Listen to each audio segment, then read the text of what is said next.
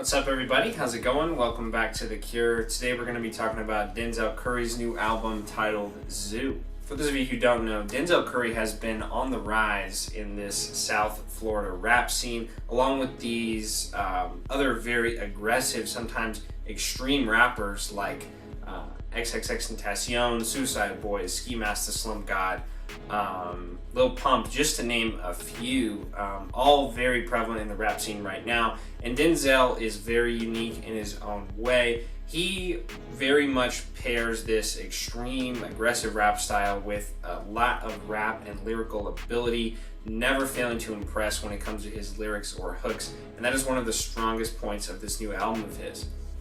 This album is pretty close to form for Denzel, but in a good way. There's a lot of really good cuts on this thing, and it does kind of emphasize maybe a bling era, or even earlier, maybe a 90s rap style vibe, along with what Denzel is typically known for. And he also has a lot of interesting features on this album that pair very well with his style and what he was going for on a lot of these tracks. There's a lot of awesome diversity across this thing. A couple of pretty funny skits, and it's a pretty good run through. Only 10 real songs, and you'll get through them pretty quick. So ZUU is the title track, and it's the start of a very confident and impressively rapped album. Denzel has a lot of crazy beats across his entire album, along with crazy verses to match. Not a lot of repetition on many of these songs. There is one song that's very repetitive, and it's actually one of my least favorite on the album, but except for that one, everything is very interesting to listen to all the way through. And while this first title track might not be quite as interesting on the instrumental side, he starts off with some really catchy, aggressive lyrics right off the bat. There's some nice synthy screeches across the hook on this thing, along with some more mellow keys throughout the rest of the song. And like I said, it's not that crazy instrumentally, but I think it is a really good start to the album. Denzel does not fail to impress with his lyrics, and the hook is sweet, aggressive, and I really like it as an opener on this thing. The next song, Ricky, is really crazy in a good way. There's a super catchy, super bouncy hook on this thing.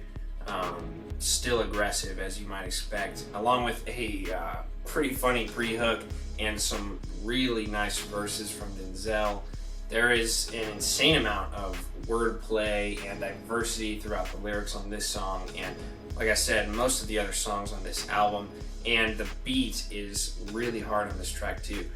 It kind of builds off of this reiterating high-pitched kind of drum and a really, really heavy bass even along the verses. So this one's definitely a banger, definitely viral worthy.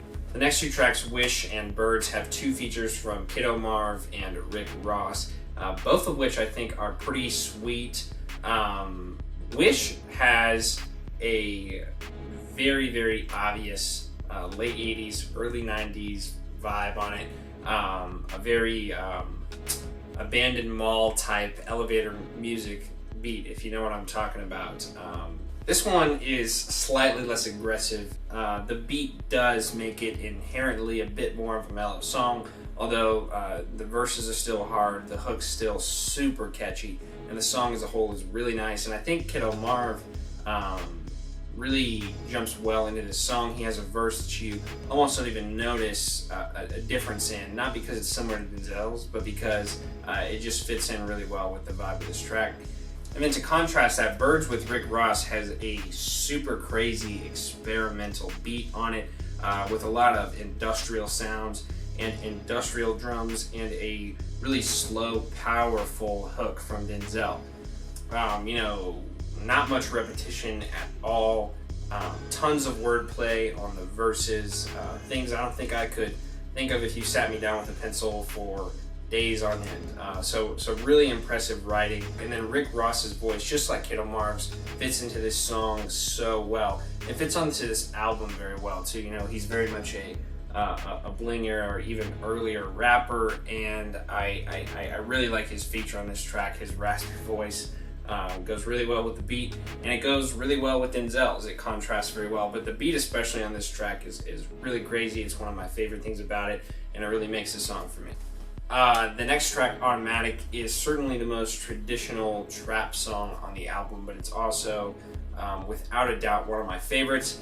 It is produced by Tay Keith, and it's a super intoxicating, club trap beat that Denzel really bars upon. Not even necessarily because of the lyrical wordplay, but especially because of the beat and how catchy of a hook Denzel puts together. The Bushy Bee interlude is a fantastic interlude with another very unapologetic 80s, 90s, synthy poppy beat.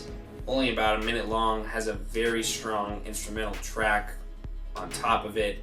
And Denzel is almost singing on this thing. It's certainly a hybrid between rapping and singing, but it's his least aggressive verse on the album, and it fits this interlude really well. It's a nice break from these crazy experimental and aggressive beats, and I really like it as an interlude. Breaks up the album really well.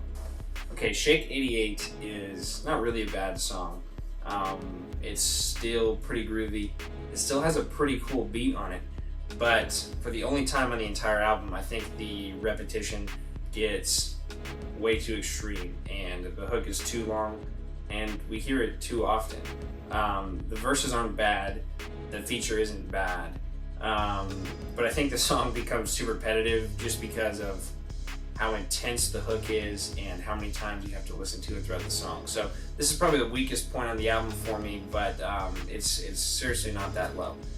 And then PAT with Play That Boy Zay is our closer on this thing, and it is a very, thankfully, non-traditional closer. It is probably the most aggressive song on the album. The hook is like I guess it's Denzel, or it might be Play That Boy Zay, but it's an aggressively screamed, kind of sounds like a bully on this hook, and it's intense the first time you listen to it, but it's a very interesting way to finish the album, and it fits this song really well. Kind of within this hook, there's two parts. There's this screaming half, and then Denzel on a lot more laid-back, catchier, quick post-hook that is super groovy. Really parallels this first portion really well. Then we go back to the yelling, and then back to that wordplay. There's some yelling on here that gets pretty extreme. Honestly, Denzel starts to sound a little bit like X on this, and I know he's very much known for his screaming too, but the style kind of differs slightly in some ways. And then Play That Boy Zay has this equally crazy feature where he just really starts to scream at the end, like riot, pray that boy be quiet, riot. But, hold on.